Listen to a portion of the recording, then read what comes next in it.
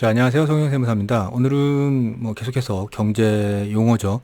지난 시간에 금리, 기준금리, 시중금리 이런 거에 대해서 알아봤고요. 오늘은 금리가 실질적으로 경제 전반에 어떻게 영향을 미치는지를 좀 알아볼게요. 그리고 물가에 그리고 환율에는 어떠한 영향을 미치는지도 한번 살펴보도록 하겠습니다. 금리가 변동한다는 건요. 금리가 이제 인상되거나 금리가 인하되거나 이렇게 표현을 하는데 보통은 기준금리를 얘기합니다. 그리고 기준금리는 지난 시간에도 말씀드렸다시피 한국은행 금융통화위원회라는 곳에서 결정을 하게 되는 거고요. 이렇게 기준금리를 한국은행에서 결정하는 건 수요와 공급에 의한 경제적인 논리에도 불구하고 그만큼 경제에 미치는 영향이 크기 때문에 정부에서 정책적으로 결정을 하게 됩니다. 그렇다 보니 보통 뉴스에서 보면 금통위가 기준금리를 동결했습니다. 혹은 금통위가 기준금리를 0.25% 올렸습니다. 요런 식으로 뉴스에서 볼 수가 있죠. 그러면 기준금리가 변하면 여러 가지 경제 요소에는 어떻게 영향을 미치느냐인데요. 예를 들어보죠. 기준금리가 인하됐을 때 부동산 시장에는 어떻게 영향을 미치는지 요 부분에 대해서는 잘 아실 거예요. 보통 많이들 뉴스에서 보시게 되니까. 기준금리가 인하되면요. 지난 시간에도 말씀드렸다시피 일반 시중은행에서 대출하는 대출금리가 인하가 되겠죠. 그래서 대출금리가 인하가 되면 대출이 증가할 거고요. 대출이 증가한다는 건 사람들이 부동산을 사기가 조금 더 수월해진다는 겁니다. 그래서 이렇게 되면 집을 사려는 수요가 증가할 거고요. 이렇게 부동산에 대한 수요가 증가하면 부동산 시장의 활성화가 일어나는 거고요. 그리고 이 활성화는 부동산 시장의 이제 과열로 이어지겠죠. 그렇게 해서 부동산 가격은 상승을 하게 됩니다. 따라서 기준금리가 인하되면 순차적이지만 부동산 가격이 상승하게 되는 거죠. 다음, 기준금리가 인하되면 주식시장에 미치는 영향인데요. 일단 기준금리가 인하됐다는 건 대출금리하고 예금금리 자체가 인하됐다는 거예요. 이렇게 되면 사람들은 예금금리가 인하됐기 때문에 그동안 이자 수익이 줄어들겠죠. 그러면 저축을 감소시키게 됩니다. 저축을 안 하고 투자 쪽을 선호하게 돼요. 왜냐하면 투자가 더 기대 수익이 높아지기 때문이죠. 이렇게 되면 주식시장이 이제 활성화가 되겠죠.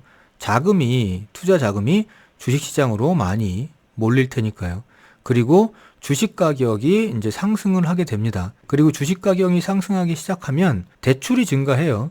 대출 금리가 인하됐기 때문에 대출을 받아서라도 투자를 하려는 이제 수요가 생기기 시작하죠. 그리고 다시 이렇게 되면 대출로 인한 투자가 증가하게 되는 거죠. 그래서 결국 기준금리가 인하가 되면 시간의 차이가 있겠지만 주식시장은 더 활성화가 된다라고 생각하는 게 일반적이죠. 그리고 기준금리가 인하되면 경제 구성 중에 기업은 어떻게 될까라는 건데 일단 기준금리 인하로 대출금리와 예금금리가 인하됐어요. 이렇게 되면 기업은 필요한 자금을 조달할 때 비용이 감소하죠. 요 조달 비용이 이자잖아요. 대출을 했을 때. 그래서 금리가 인하됐다는 건 이자 비용이 줄었다는 얘기니까 이렇게 되면 더 자금 조달하는 게 쉬워지죠. 그리고 그렇게 조달한 자금으로 설비를 투자하고 사업을 확장하게 됩니다. 그러면 더더욱 많은 고용이 필요할 거고요. 고용이 증가하고 그리고 확장된 만큼 기업의 매출이 증가하면서 기업이 성장하게 되겠죠. 따라서 기준금리가 인하가 된다 그러면 기업에 미치는 영향은 기업 규모의 성장이 되는 거겠죠. 그러면 기준금리가 인하되면 일반적인 가계에는 어떻게 영향을 미칠까 하는 건데요. 지금 대출금리하고 예금금리가 인하됐어요. 이렇게 되면 사람들은 일반 가정에서 저축을 줄이고요. 대출을 늘리게 되죠. 이렇게 해가지고 좀 전에 얘기했던 그런 부동산 투자나 주식 투자나 이런 투자가 증가하게 되고요. 아무래도 은행에 저축하면 받을 수 있는 이자 수익이 줄어들게 돼서 저축보다는 소비가 증가가 됩니다. 이렇게 소비가 증가되면 이 소비성 제품을 만드는 기업들의 매출이 증가하겠죠? 이렇게 되면 이제 전반적으로 다시 또 기업의 그 상황이 좋아지니까 경제가 순환 모두로 인해 가지고 성장이 이루어지게 됩니다. 그래서 왜 코로나 때 우리 지원금 이런 거 받잖아요. 그러면 지역 화폐로 받게 되면 바로바로 소비를 할 수밖에 없죠. 그래서 요런 효과를 노리고 정부가 그렇게 지원금을 지원하게 되는 거죠. 자, 이렇게 해가지고 금리 변화가 경제 요소에 미치는 영향을 살펴봤고요. 이제는 금리가 물가에 영향 미치는 거를 한번 좀 살펴보죠. 그러니까 금리하고 물가는 일단 금리가 인하되면요, 투자가 증가되고 앞에서도 본 것처럼 소비가 증가하고요. 그리고 고용이 증가하고 그렇게 되면 소득이 증가합니다. 이러면서 이 시장의 통화량 자체가 증가하게 돼요. 그러면 이 상황에서 물가는 어떻게 되냐 하는 거죠. 기존에 예를 들어서 시장에 새우깡이 3개 있었고요. 그 다음에 요거를 먹고 싶은 사람 3명이 있었어요. 그래서 기존에는 한 사람이 1개씩 이렇게 먹었는데 여기서 지금 소득이 증가하는 사람들이 생기죠. 그러면 소득이 증가한 사람들은 일단 더 사 먹을 수 있는 소득이 있기 때문에 남들보다 이제 더 먹고 싶어 해요. 이렇게 되면 기존에는 3개가 필요했는데 이제는 4개, 5개가 필요하게 되는 거죠, 새우깡이. 그러면 새우깡은 근데 3개밖에 없으니까 당연히 가격이 상승할 수밖에 없습니다. 그리고 아까도 봤다시피 금리가 인하되면 부동산 시장, 부동산 가격이 상승하고요. 주식도 가격이 상승하죠. 이렇게 되면 부동산, 주식 다 가격이 상승하기 때문에 결국 금리 인하는 물가 상승을 가져오게 됩니다. 그래서 금리가 인하되면요, 물가가 상승하고요.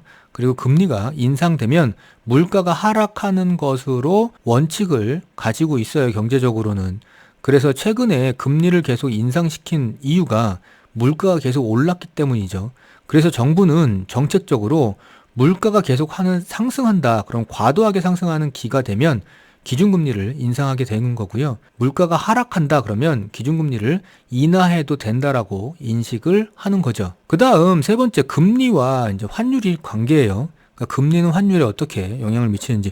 환율은 항상 보면요, 개념 중에서 되게 어려운 개념에 속합니다. 간혹 중간에 이해하기가 쉽지 않아요. 그래서 조금 집중을 해서 들어보셔야 될 거고요. 자, 이렇게 미국이란 나라가 있고요, 한국이란 나라가 있어요. 근데 둘 다 금리가 5% 똑같습니다. 어느 나라에 돈을 맡겨도 각각 5%씩의 이자를 주기 때문에 차별이 없어요, 지금 현재 상태에서는. 근데 갑자기 한국이 금리를 10%로 올렸다고 가정을 해보죠.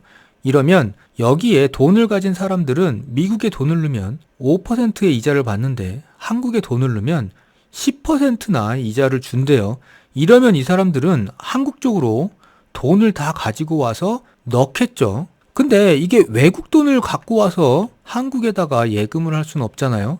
한국 돈을 사가지고 그리고 예금을 해야 되니까 사람들은 달러를 들고 와가지고 원화를 사게 되는 거죠. 근데 이게 이렇게 원화를 필요로 하는 사람들이 많이 몰리면, 과거에는 1달러에 1,000원을 바꿔줬는데요, 이제는 사람들이 많으니까 1달러에 900원만 바꿔줘도 사람들이 사가요. 그래서 기존 1,000원에서 900원으로 내려오죠. 1달러 바꿔주는 원화가. 요거를 환율이라고 합니다. 그래서 환율이 기존에는 달러당 1,000원이었는데 이제는 달러당 900원으로 환율이 내렸죠. 그래서 금리가 지금 5%에서 10%로 상승을 했더니 환율이 1,000원에서 900원으로 100원 내렸어요. 환율 하락이라고 하죠.